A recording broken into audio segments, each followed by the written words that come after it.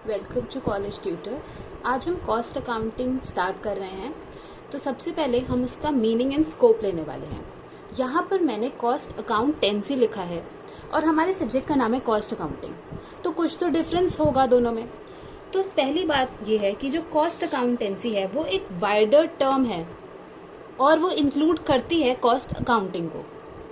तो हम उसका मीनिंग और स्कोप सबसे पहले पढ़ेंगे। एक डेफिनेशन दी है मैनेजमेंट एंड फाइनेंशियल अकाउंटेंसी ने, जो कि पब्लिश की थी chartered institute of management accountants ने। तो पहले डेफिनेशन पढ़ते हैं कि वो क्या बोलते हैं। So cost accountancy means the application of costing and cost accounting, यानी कि जैसे मैंने आपको बोला कि कॉस्ट अकाउंटिंग छोटा टर्म है एंड कॉस्ट अकाउंटेंसी एक बड़ा टर्म है। तो कॉस्ट अकाउंटेंसी यूज करता है उस कॉस्ट अकाउंटिंग के प्रिंसिपल्स को, उनके मेथड्स को, उनके टेक्निक्स को, और वो किस चीज में यूज करता है। So the application of costing and cost accounting principles, methods and techniques to the science, art and practice of cost control. This science, art and practice of cost control is the basis of your understanding of cost accountancy. बहुत बहुत basic चीज है और बहुत बहुत important चीज है science, art and practice of cost control. तो इस चीज को मैं पहले यहाँ लिखती हूँ ताकि हम इसको बाद में समझ पाए कि ये कैसे साइंस, आर्ट एंड प्रैक्टिस है कॉस्ट कंट्रोल की। कॉस्ट अकाउंटेंट के सबसे इम्पोर्टेंट जो फंक्शन होता है वो यही होता है कि वो कैसे कॉस्ट को कंट्रोल कर रहा है और कैसे मैनेजमेंट को ऐसी इंफॉर्मेशन दे रहा है कि वो एक अच्छा डिसीजन मेकिंग कर पाए और अपनी कॉस्ट को रिड्यूस कर पाए। जो भी ऑर्गेनाइजेशन है, कोई भी बिजनेस है, वो यही कोशिश करता है कि वो कैसे अपने रिसोर्सेज को बेस्ट यूज करे और अपनी कॉस्ट को रिड्यूस करे। सबसे बेसिक चीज तो यही होती है किसी भी ऑर्गेनाइजेशन के लिए, किसी के भी बिजनेस की ग्रोथ के लिए, किसी के बिजनेस की भी सर्वाइवल के लिए। तो जब उसकी कॉस्ट रिड्यूस होती है तब उसको प्रॉफिट ज्यादा होता है। सो इसमें आगे क्या लिखा है पहले वो पढ़ते हैं। So it includes the presentation of information derived therefrom for the purpose of managerial decision making. जैसे मैंने आपको बोला कि ऐसे कॉस्ट अकाउंटिंग के प्रिंसिपल्स, मेथड्स और टेक्निक को अप्लाई करना ताकि एक ऐसी इंफॉर्मेशन निकल के आए कि उससे एक अच्छा मैनेजरियल डिसीजन मेकिंग बन पाए। राइट, अब इसको हम एक एक करके समझते हैं। तो कॉस्ट अकाउंटेंसी को बोला गया है साइंस, आर्ट एंड प्रैक्टिस। ऐसा क्यों? साइंस उसको इसीलिए बोला गया है क्योंकि वो ऐसे कॉस्टिंग प्रॉब्लम्स को जो कॉस्ट अकाउंटेंट है वो फेस करता है और वो वहां पर अपनी कॉस्टिंग की जो नॉलेज है वो यूज करता है। तो जहां पर भी एक नॉलेज यूज हो रही है हम उसको एक साइंस बोलते हैं। यहाँ पर सिर्फ नॉलेज की बात नहीं है, यहाँ पर एक सब्जेक्ट की बात नहीं है, लेकिन कॉस्ट अकाउंटेंट जो होता है उसको सिर्फ कॉस्टिंग की नहीं, सिर्फ कॉस्टिंग की नॉलेज की नहीं, एक पर्टिकुलर सब्जेक्ट की नॉलेज की नहीं, बट बाकी सारे सब्जेक्ट्स की भी नॉलेज होनी चाहिए, ताकि जब वो उस नॉलेज को अप्लाई करेगा, उसकी एप्लीकेशन करेगा, तो वो एक अच्छा डिसीजन मेकिंग, एक अच्छी इंफॉर्मेशन ऑर्गेनाइजेशन को दे पाए। तो साइंस इसको इसलिए बोला गया है क्योंकि वो अपनी नॉलेज को अप्लाई कर रहा है, एक सिस्टमैटिक ऑर्गेनाइज्ड नॉलेज को अप्लाई कर रहा है।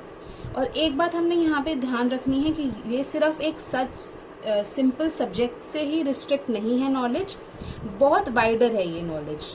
आप बात कर सकते हैं इकोनॉमिक्स की, आप बात कर सकते हैं प्रोडक्शन की, प्रोडक्शन कंट्रोल की, जिससे अगर इतने सारे सब्जेक्ट्स की उसको नॉलेज होगी तो जब भी उसको कोई भी प्रॉब्लम आएगी कॉस्ट अकाउंटेंट को, तो वो अपनी सारी इंफॉर्मेशन, अपनी सारी ऑर्गेनाइज नॉलेज का इस्तेमाल करके उस प्रॉब्लम को सॉल्व कर पाएगा। इसलिए इसको साइंस बोला गया है। नाउ विल कम टू कि इसको आर्ट क्यों बोला गया है। So cost accountancy is also an art because it involves the costing techniques and methods. यहाँ पे बात की गई है मेथड्स की, टेक्निक्स की, प्रिंसिपल की, हमने डेफिनेशन में भी पढ़ा है। तो इसीलिए इसको आर्ट बोला गया है कि कैसे हम इस कॉस्ट जो कॉस्ट अकाउंटेंट है वो कैसे इस कॉस्टिंग टेक्निक्स और मेथड्स को अप्लाई कर रहा है बहुत सारी प्रॉब्लम्स में या बहुत सारी कॉस्टिंग में। ठीक है, सो ये जो टेक्निक्स और मेथड्स की बात की गई है यहाँ पर, इसके लिए हमने इसको आर्ट बोला है। अब जो ये टेक्निक्स और मेथड्स हैं ये किस में यूज होती हैं? एक चीज तो यही है कि वो कैसे कॉस्ट को कंट्रोल कर रहा है, राइट? अब ये कॉस्टिंग टेक्निक्स और मेथड्स हम आगे आपके सिलेबस में ही बहुत बहुत वाइडर टर्म्स में है और इसको हम बहुत ज्यादा जोर देने वाले हैं, क्योंकि टेक्निक्स एंड मेथड्स ही एक बेसिक चीज है जहां पर वो अप्लाई करके कॉस्ट अकाउंटेंट कॉस्ट को कंट्रोल कर सकता है। Now why it is called in practice is because जो कॉस्ट अकाउंटेंट है वो बहुत ज्यादा कॉन्स्टेंट एफर्ट्स डालता है कॉस्ट अकाउंटेंसी में। वो एफर्ट्स डालता है कि कॉस्ट कंट्रोल कर पाए, तो इसीलिए हमने इसको प्रैक्टिस भी बोला है, राइट? सो कॉन्स्टेंट एफर्ट्स की वजह से इसको प्रैक्टिस भी बोला गया है। अब हम बात करते हैं कि कॉस्ट अकाउंटेंसी क्या क्या इन्वॉल्व करती है या उसमें क्या क्या एरियाज हैं जो इन्वॉल्व होते हैं। तो सबसे पहली चीज जो कॉस्ट अकाउंटेंसी इन्वॉल्व करती है वो होती है कॉस्ट अकाउंटिंग। जब हम फाइनेंशियल अकाउंटिंग पढ़ते हैं तो हम क्या पढ़ते हैं कि उसमें जो भी इनकम एंड एक्सपेंडिचर स्टेटमेंट्स बनती हैं, बैलेंस शीट बनती है, वो हमें क्या देती है? हमें इंफॉर्मेशन देती है ऑर्गेनाइजेशन की, बिजनेस की, कि वो उसकी फाइनेंशियल पोजीशन क्या है। तो कॉस्ट अकाउंटिंग इसी बेसिस पर चलती है। ये हमें देती है the process of accounting for cost, right? Process accounting of cost. यहाँ पे बात की गई है कि हम कैसे जो कॉस्ट हो रही हैं, जो खर्चा हम कर रहे हैं, ऑर्गेनाइजेशन जो जो प्रोडक्शन कर रही है, कोई भी मटेरियल्स खरीद रही है, उसकी जो कॉस्ट आ रही है उसकी अकाउंटिंग करना, उसका जो भी प्रोसीजर है वो प्रोवाइड करता है हमें कॉस्ट अकाउंटिंग। क्या प्रोसीजर? जो भी हमें रिकॉर्ड करने हैं इनकम एंड एक्सपेंडिचर, राइट? जो भी हमारा प्रिपरेशन है पीरियोडिकल स्टेटमेंट्स का, जो भी रिपोर्ट्स बनती हैं, जो भी कॉस्ट असर्टेन होगा, कैसे हम कॉस्ट को कंट्रोल करेंगे, तो ये सारा प्रोसेस और प्रोसीजर देता है cost accounting. The next scope that involves in cost accountancy is costing. Now what is costing? Costing is the technique and the process that provides for ascertaining cost. So it's very simple. It's just the technique.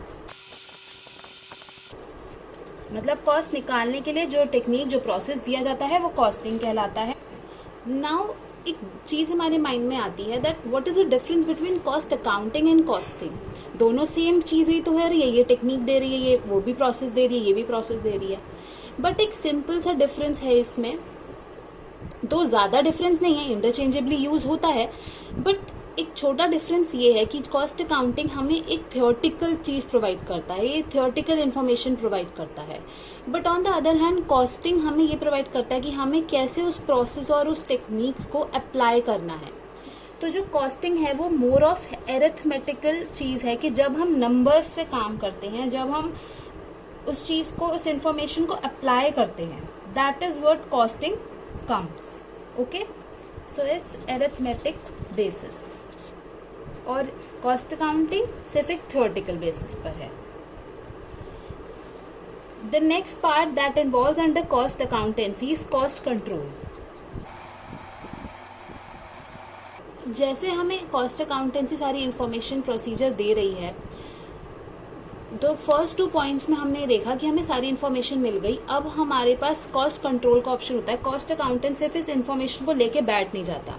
अब उसने cost तो ascertain कर ली, उसने cost निकाल ली, उसने selling price जो भी product का होना चाहिए वो सब इन्फॉर्मेशन हमें दे दी, पर अब हमें क्या, कॉस्ट अकाउंटेंट क्या कोशिश करेगा कि उस इन्फॉर्मेशन को ऐसे यूज किया जाए कि जो भी ऑपरेशन हो रहा है बिजनेस का, उसमें जो जो कॉस्ट लग रही है, जो जो खर्चा हो रहा है, उसको कितना कम कर सके, कितना कंट्रोल कर सके, इस पर कॉस्ट अकाउंटेंट बहुत ज्यादा फोकस करता है। और आज के टाइम पे ये एक प्राइम फंक्शन है किसी भी कॉस्ट अकाउंटेंट का कि वो कैसे जो भी ऑपरेशंस हो रहे हैं बिजनेस के, जो भी बिजनेस के फंक्शंस हैं, उसमें जो जो कॉस्ट लग रही है उसको कैसे कंट्रोल करे। आज के टाइम पे बहुत ज्यादा फोकस इसी बात पे दिया जाता है। नाउ कॉस्ट कंट्रोल में बहुत सारे टेक्निक्स यूज करी जाती हैं, जैसे स्टैंडर्ड कॉस्टिंग, बजटरी कंट्रोल, ये क्वालिटी कंट्रोल, ये सारी चीजें आपने बहुत शॉर्ट में पढ़ी हैं, बट आगे हम इसको बहुत अच्छे से लेने वाले हैं। तो कॉस्ट कंट्रोल से अभी आप सिर्फ इतना समझे कि बहुत सारे टेक्निक्स को यूज करके कॉस्ट अकाउंटेंट कोशिश करता है कि वो कैसे कॉस्ट को कंट्रोल करे ताकि बिजनेस के ऑपरेशंस बहुत अच्छे से चल पाएं। The next part comes cost reduction.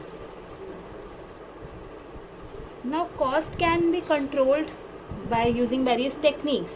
The next function that cost accountant does is cost reduction. Now in this era of competition, इतना ज़्यादा competition है, सिर्फ सर्वाइव करना ही कुछ नहीं है, बट सर्वाइव कैसे कर रहा है ये भी इम्पोर्टेंट है। सर्वाइव कर रहा है अच्छी क्वालिटी के गुड्स देकर, अच्छी सर्विसेज देकर और एट द लीस्ट कॉस्ट। हम क्या कोशिश करते हैं कि हमें कोई भी सर्विसेज मिले, कोई भी हम गुड्स खरीदें वो अच्छी क्वालिटी के हों, अच्छी सर्विसेज हमें मिले और हमें कॉस्ट कम देनी पड़े या कॉस्ट कम पे ऑर्गेनाइजेशन काम कर पाए। ठीक है, उसका सर्वाइवल भी इम्पोर्टेंट है बट क्वालिटी भी उतनी ही इम्पोर्टेंट है। ठीक है, तो इस पे कांस्टेंट रिसर्च होती है और कॉस्ट अकाउंटेंट वेरियस टेक्निक्स को यूज करके कॉस्ट रिडक्शन को अचीव करता है। कॉस्ट रिडक्शन का मतलब है कि जब हम यूनिट कॉस्ट ऑफ गुड्स को रिडक्शन कर सकते हैं यूनिट कॉस्ट ऑफ गुड्स का। ठीक है, जो भी प्रोड्यूस हो रहे हैं, जो भी सर्विसेज दी जा रही हैं, विदाउट कि क्वालिटी पे कोई असर ना हो।